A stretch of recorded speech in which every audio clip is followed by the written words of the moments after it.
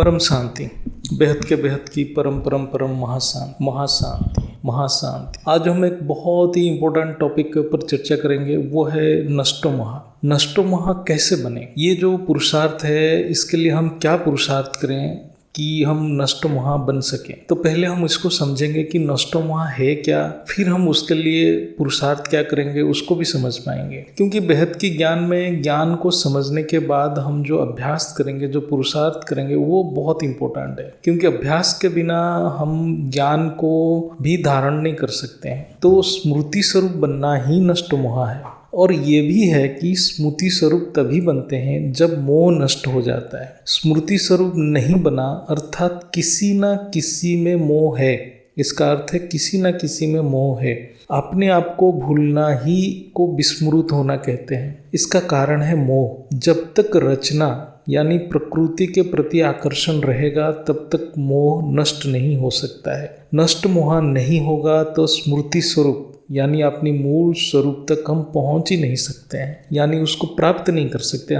हमारे मूल स्वरूप तो हमारे अंदर ही है, लेकिन हम उसको अनुभव नहीं कर सकते हैं। तो हम बंधन में ही रहेंगे जब तक मूल स्वरूप, अपने आत्म स्वरूप, जिसको बापूजी बार बार बोलते हैं, अपने मूल स्वरूप को अनुभूति नहीं करेंगे तो हम इस धरती से जा भी नहीं सकते हैं। ये नष्टो महा बनने का क्या अभ्यास करना है, उसके लिए कैसे अभ्यास करना है, इसको समझना बहुत जरूरी है। जैसे स्थूल में एक अभ्यास रहता है सबका कि हम बार बार अपने मिरर में अपने शकल को देखते रहते, यानी एक अभ्यास हो जाता है कि सुबह उठ के शकल देखना, शाम को देखना, बीच बीच में भी जाके देखना, कहीं हमारा बाल ठीक हुआ कि नहीं हुआ, मुंह में कोई दाग तो नहीं आ गया है, या हम कुछ अलग दिखने तो नहीं लग गए हैं। तो ऐसे ही हमें बार बार रूहानी दर्पण में अपने रूह को बार बार देखने के अभ्यास करना है। रूहानी दर्पण मतलब हमारे बुद्धि, यानी अपने आप को बुद्धि रूपी दर्पण में बार बार देखना है। यानी कहीं हम अपने स्वरूप से हट तो नहीं गए हैं। यानी बुद्धि को हर कर्म के समय साफ रखना है।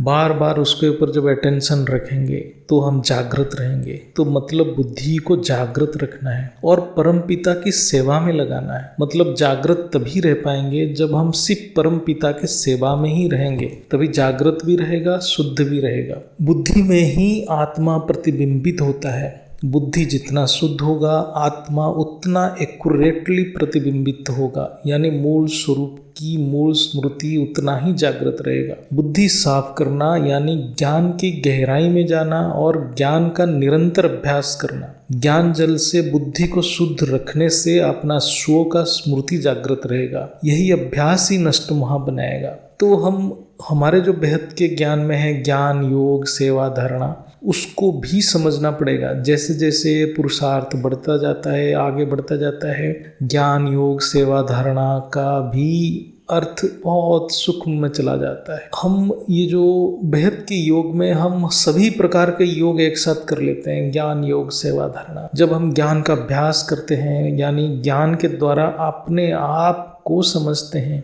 यही ज्ञान योग है। अपने से जुड़ने को ज्ञान योग कहते हैं, अपने खुद के साथ जुड़ने को ज्ञान योग कहते हैं। फिर आता है योग। योग मतलब परम पिता से प्रेम, प्यार, उसको बोलते हैं भक्ति योग, राजयोग, प्रेम योग। यानी परमात्मा, परम पिता को ज्ञान से पहचान के उनके साथ जोड़ने को योग कहते हैं, राजयोग कहते हैं। क्योंकि राज, सबसे बड़ा राज, सीक्रेट है, परम पिता कौन है उसको जान लिए, फिर उनके साथ जोड़ने को राजयोग कहते हैं। सेवा यानी कर्म योग। हर कर्म में बाप की सेवा होना है, चाहे हम हद की दुनिया में करें या बेहद की कार्य करें, हर कर्म में बाप की सेवा होना है। जहाँ बाप की सेवा नहीं हो रहा है वहाँ हम कर्म बंधन बना रहे हैं। यानी जैसे हम हद में भी है, हमें सब जितने भी आत्माएं हमारे सामने आ रहे हैं, हम उनको बाप के स्वरूप मानकर उनकी सेवा करेंगे, तभी हम कर्म बंधन से मुक्त हो पाएंगे, तभी हमारे बुद्धि शुद्ध रहेगा। फिर है धारणा। धारणा यानी अपने मूल स्मृति को धारण करना।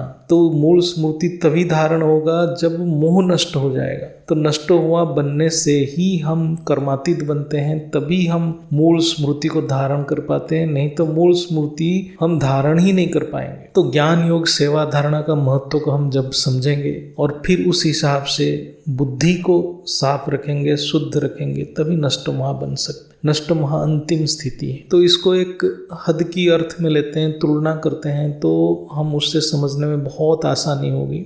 जैसे हम देखते हैं तेल में चिपकापन रहता है और वो पानी से मिलता नहीं है, वो पानी के ऊपर तैरता है। लेकिन हम पानी में पानी डालेंगे तो पानी मिल जाएगा। तेल पानी के ऊपर तैरता है और पानी को गंदा कर देता है, और गंदा करने का उसका जो प्रॉपर्टी है वो चिपकापन, उसका जो गुण है, तेल का गुण है चिपकापन, उसमें गंदगी रहता है। बुद्धि जब तक परम शुद्ध नहीं हो जाए, यानी एक इच्छा भी ना रहे, यही इच्छा ही मोह का कारण है। जब तक मोह है तब तक बुद्धि एक तेल का लेयर जैसा आत्मा के ऊपर पड़ा रहता। तेल इतना शुद्ध बन जाए कि वो पानी बन जाए, यानी इसमें सारे चिपकापन निकल जाए। यानी यह जो तेलियापन यानी चिपकापन ही मोह है, आत्मा को प्रकृति में या रचना में चिपकाए रखता है। यही जो चिपकापन इसको चिपकाए रखता है, ये मोह है। यही मोह आत्मा को कष्ट देता है। जब हम ज्ञान द्वारा यही तेल यानी चिपकापन को निकाल देंगे तब हमारे बुद्धि शुद्ध हो जाएगा। तो बुद्धि जब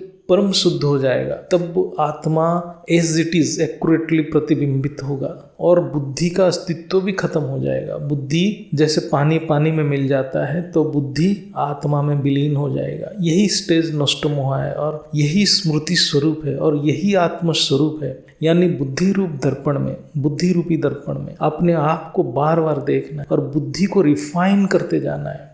अंत में बुद्धि भी आत्मा में विलीन हो जाएगा।